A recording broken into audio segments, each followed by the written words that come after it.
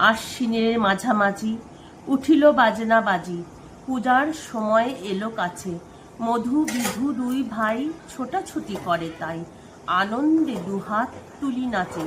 পিতা বসি ছিল দাঁড়িয়ে, দুজনে শুধালো তারি, কি পোশাক আনিয়াছ তুমি? পিতা কহে, আছে আছে তোদের মায়ের কাছে, দেখিতে পাইবি ঠিক দিনে। সবুর সহে না আর, জননীরে বার বার কহে, মাগো ধরি তোর পায়ে, বাবা আমাদের তরে কি কি এনেছে ঘরে, একবার দে না মা দেখায়ে।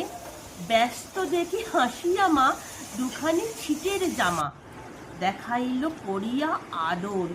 মধু কহে, আর নাই?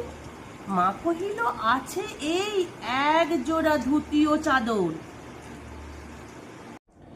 রাগী আগুন ছেলে কাপড় ধুলায় ফেলে কাঁদিয়া কহিল, চাই না মা। রায়বাবুদের গোপী পেয়েছে জরির টুপি, ফুল কাটা সাটিনের জামা। মা কহিল, মধু ছি ছি, কেন কাঁদো মিছামিছি?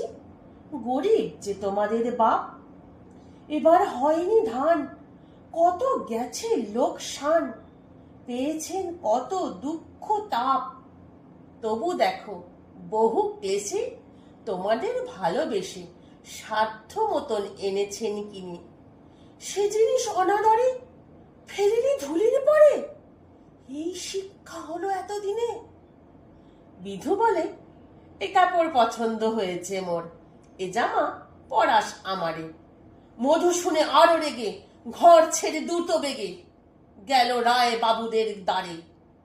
সেথা মেলা লোক জড়ো, রায় বাবু ব্যস্ত বড়, দালান সাজাতে গেছে রাত।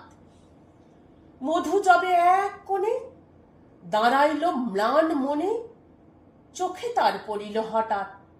কাছে ডাকি স্নেহ ভরে কহেন করুণ স্বরে, তারে দুই বাহুতে বাঁধিয়া, কিরে মধু হয়েছে কি, তোরে যে শুকনো দেখি। শুনি মধু উঠিল কাঁদিয়া, কহিল, আমার তরে বাবা আনিয়াছে ঘরে শুধু এক ছিটের কাপড়। শুনিয়া রায় মহাশয় হাসিয়া মধুরে কয়, সেজন্য ভাবনা কি বা তোর? ছেলেরে ডাকিয়া চুপি কহিলেন, ওরে গুপি, তোর জামা দে তুই মধুকে।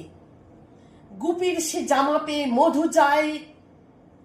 মধু ঘরে যায় ধে, হাসি আর নাহি ঘরে মুখে। বুক ফুলিয়া চলে, সবারে ডাকিয়া বলে, দেখো কাকা দেখো যে মামা।